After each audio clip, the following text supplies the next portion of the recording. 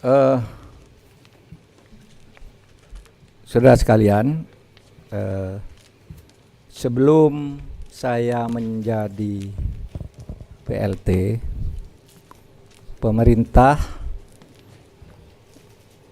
melalui TPA, tim penilai akhir yang dipimpin oleh Presiden, itu telah menetapkan 4 pejabat eselon 1, 2 pejabat eselon 1A, yang 2 eselon 1B, yang SK-nya sudah keluar sebagai kepres sebelum saya diangkat menjadi PLT Menteri.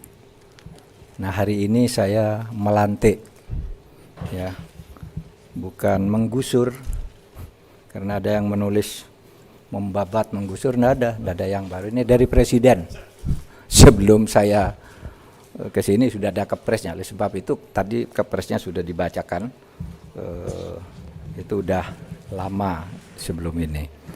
Saya tadi udah menyampaikan pesan-pesan yang sifatnya normatif, sekaligus filosofis dan psikologis berdasar aturan perundang-undangan. Tetapi saya ingin sampaikan, tadi saya menyampaikan 5 hal khusus untuk kehadiran saya sebagai PLT di sini. Mengapa? Karena saya menjadi PLT itu karena ada satu peristiwa hukum sehingga harus diangkat seorang PLT, dan kebetulan Presiden meminta saya sebagai PLT Kemenkominfo sampai waktu yang nanti akan ditentukan kemudian. Saya sudah berkonsultasi, memanggil semua mantan pejabat tinggi di sini, kemudian dengan para pakar, pengamat, wartawan, dan saya bertemu khusus juga dengan Presiden untuk mendengar arahan langsung. Maka selain pidato yang tadi normatif, arahan yang sifatnya standar, saya tadi menyampaikan hal-hal sebagai berikut.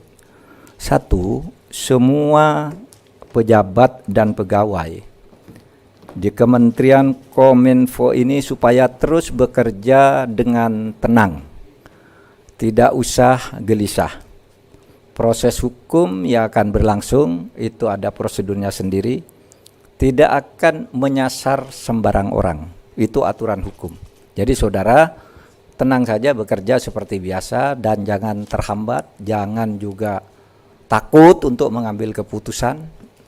Dan nanti kalau ada sesuatu yang memang menyebabkan saudara ragu, bisa ke saya kalau itu pejabat-pejabat eselon 1. Yang kedua,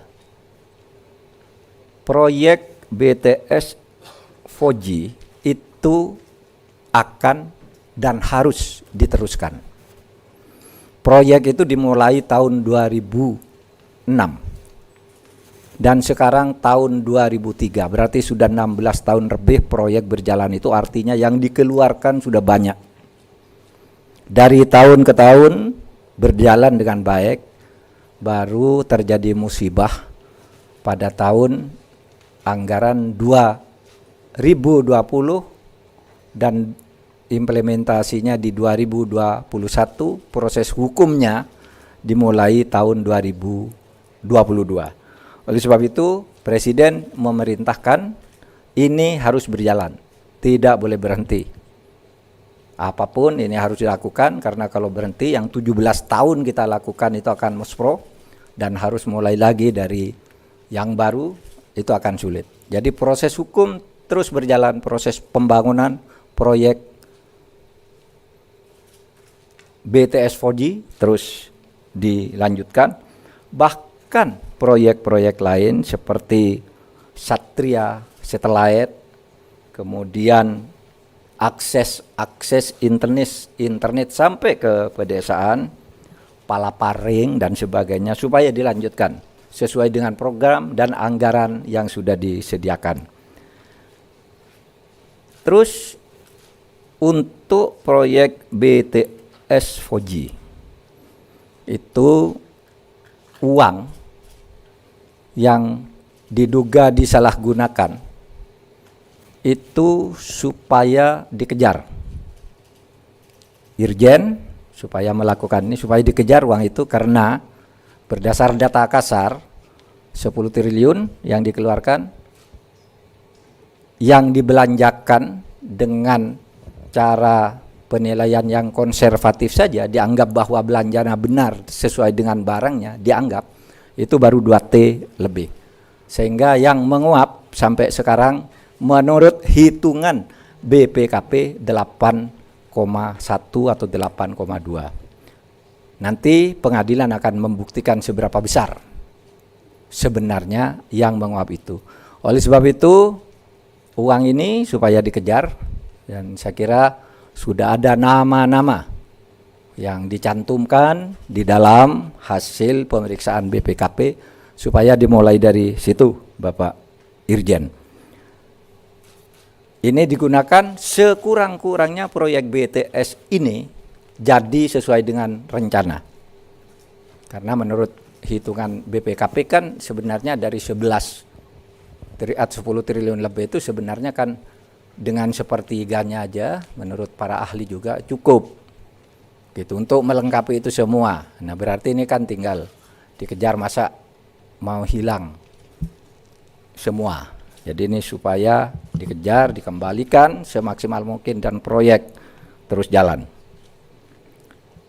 Saudara, hal lain, satu hal yang menyebabkan juga ini terjadi karena di kantor Kominfo ini BPKP tidak boleh masuk. Memang aturannya memang tidak harus masuk, tetapi boleh meminta pendampingan. Beberapa kementerian aman karena sebelum memulai satu proyek minta BPKP mengaudit dulu. Ini benar enggak, ini berapa harganya, berapa, aman. Nah, di sini mau masuk tidak boleh. Sehingga untuk masuk harus atas permintaan aparat penegak hukum. KPK minta BPKP masuk, kejaksaan minta masuk, polisi masuk, kalau tidak ada itu tidak boleh. Nah, sekarang saya nyatakan dalam tugas dan wewenang saya sebagai Menkominfo yang baru, kapan saja BPKP mau masuk harus diizinkan, dan saya undang untuk datang ke sini untuk menyelesaikan kasus-kasus yang sudah ada. Pun kepada aparat penegak hukum tidak akan dihalangi. KPK, Kejaksaan, Kepolisian, kalau memang ada laporan yang masuk akal untuk diteliti, kami persilahkan, kami buka pintu selebar-lebarnya. Itu saja dari saya. Apakah ada yang tanya?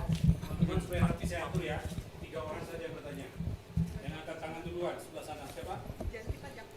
Dari Jakarta Post. Jakarta Post. Yang kedua, ini Nirmala, kompas.com. kompas.com. Satu lagi, Detik. Oke, silakan Jakarta Post, kompas.com, Detik. Silakan. Pagi Pak Mahfuz, saya Janti dari Jakarta Post. Izin bertanya, tadi disebutkan juga oleh Bapak kalau sebetulnya dari 28 triliun 1/3 itu cukup untuk mengcover seluruh proyek, begitu ya Pak? Dari ini kan proyek BTS pemerintah ingin tetap dilanjutkan meski anggaran 8,1 triliun itu dikorupsi. Bagaimana nanti untuk melanjutkan proyek ini, mengingatkan kalau untuk recovery aset itu bisa dilakukan setelah ada putusan pengadilan, begitu Pak? Ini saya tidak mengatakan 28 triliun sepertiga. Saya katakan dari kasus uang yang sudah keluar itu, sebenarnya kelayakan barang yang sudah dibuktikan itu menurut perhitungan yang rasional itu hanya sepertiga harganya. Catatan BPKP begitu, para ahli yang saya tanya juga begitu. Biar nanti diteliti. Nah, yang sisanya untuk sampai 28 triliun kan belum cair. Itu nanti aja lagi ya. Jadi dari yang 10 itu, yang sekarang keluar itu, sebenarnya 4.200 tower yang akan dibangun itu cukup dengan ya kira-kira 3 sampai 4 triliun gitu.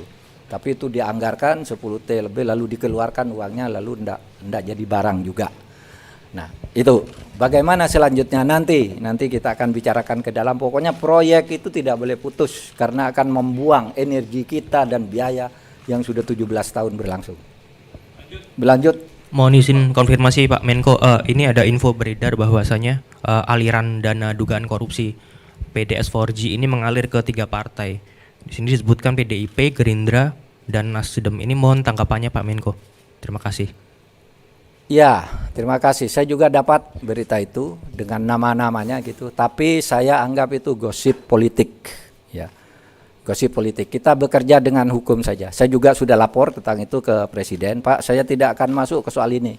Ini pembuktiannya akan rumit dan mungkin menimbulkan kerumitan politik. Oleh sebab itu, saya persilahkan kejaksaan atau KPK kalau itu di luar angka-angka yang sudah konkret untuk menyelidiki ini. Tetapi kalau saya sendiri menganggap itu sebagai gosip politik yang tidak akan saya tangani secara administratif di sini, secara manajerial kelembagaan, karena itu sudah masuk ke ranah hukum.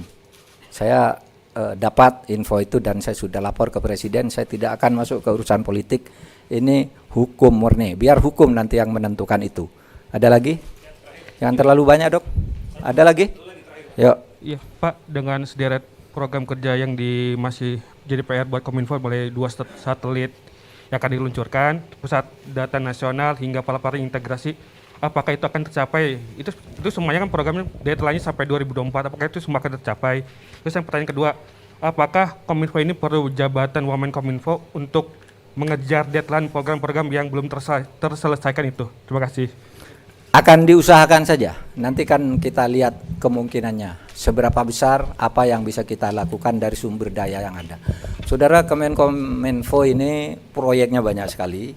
Dan ini saja yang bermasalah untuk saat ini. Sehingga yang lain-lain itu jalan. Dan mungkin nanti bisa diatur kembali agar proyek yang sudah ada dan bermasalah ini tetap berlangsung. Ya, terima kasih.